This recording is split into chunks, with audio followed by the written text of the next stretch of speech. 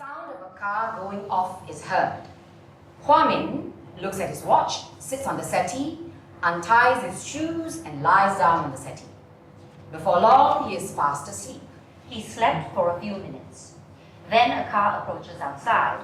The door opens and Ching Mei comes in, sees Hua Min, looks at his face. She sits on Wong's bed. Another sound of an approaching car is heard. Ching Mei goes to the window and looks out. The following voices are heard off stage.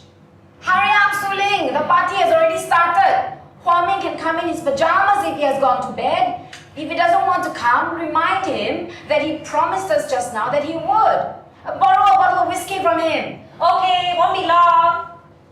Ching Mei then steps back, looks around and hides behind the wardrobe on the left, from where she can see what is to take place. The door opens and Su Ling pops her head in. Hoo-hoo! Is anybody home? There is no reply. She comes in, sees Hua Min. Hey Hua Min, wake up! They're waiting for you. The party is going to start at another place. It's a pajamas party. Hey, wakey wakey! Hua Min is far away in dreamland. Su Ling walks up to the front of the stage and thinks. Then she runs into Hua Min's bedroom. A minute later, she comes out with her red slip and places it over him. She walks to the door, remembers something, walks into his bedroom again, and emerges with a bottle of whiskey and goes through the main door. The sound of a car going off is heard. Ching Mei then comes out, takes up the red slip with 2 fingers, places it back with care. She thinks hard, then walks into Hua Min's bedroom.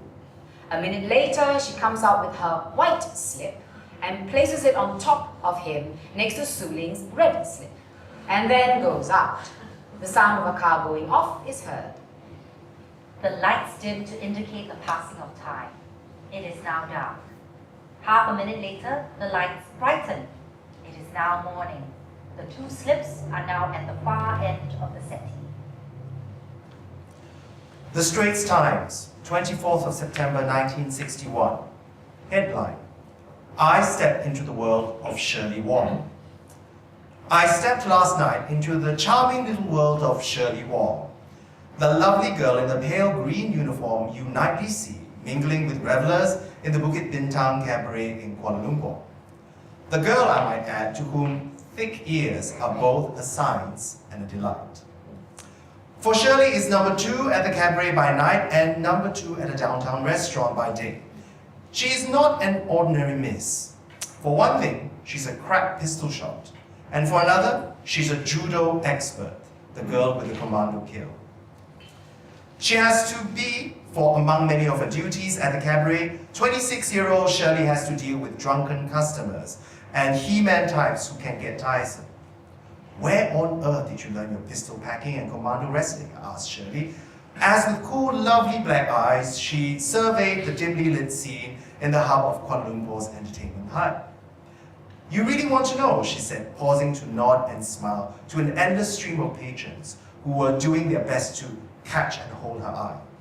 Before I tell you, I'll let you into another secret. You might find this hard to believe, but I also have a fairly good grasp of criminal law. That was enough for me. I will read the part of Mutu. I will read the part of Hua Min. Top of the morning to you. Wake up. Who's sleeping in your bed? Why would anyone be sleeping in my bed? Then why are you sleeping here? Must have dozed off. Had quite a few last night. I say, what's all these? Hua Min, I am shocked. Are you sure there's no one in there? Fancy asking me. Nobody. Okay, I understand. I better go. Open the door and look. It's an order. Nobody? She must have gone, or rather they. What do you mean, they? Well, my knowledge about such things is a bit scant, but I have never heard of a woman who wears 2 slips at the same time. You mean there were 2? Look, my dear chap, I may be slow-witted, but I'm not stupid. Don't play the great innocent with me and pretend you don't know anything about it. Or her. Or them. Honestly, I don't. I had quite a few last night and I can't remember what happened. But I remember I came home alone. Can't be. What do you mean, can't be? Touch them. Look. Chen Su Lin. Cecilia Wong Ching Mei. Good heavens. It has nothing to do with heaven. You've had it, old boy. But that's impossible. Oh, I don't know. I read in a book the other day. Never mind what you have read. I still can't believe it. Lim only wrote 2 plays before he moved on to a successful legal career. Mimi Fan in 1962 and A White Rose at Midnight in 1964. He is more assiduous at etching vignettes of a hedonistic and materialistic Singapore society than in releasing his colorful characters towards dramatic engagement. Goh is the more substantial playwright who, in a short burst of egalitarian empathy, turned to the struggles and misfortunes of the Singapore Chinese working class as his theme in The Moon is Less Bright, 1964, and The Elder Brother, 1966.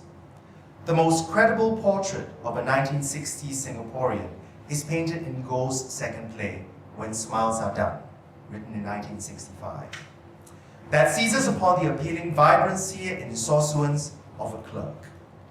The long goodbye of the protagonist, directed at the audience, predictably revealed his pained soul behind the bravado over his bleak future. Both Lim and Goh hew close to the dictates of the Western naturalistic tradition in drama. Yet they fail to contain their irrepressibly romantic and melodramatic impulses, whose source could well be the Cantonese soap operas that were enormously popular in Chinese movie houses and on radio in the 1950s and early 1960s. Krishen Jit, 1989. The action of this scene consists of a general panorama and various table episodes. The latter are intended to feature vignettes of bar activities and characters. When these take place, general lights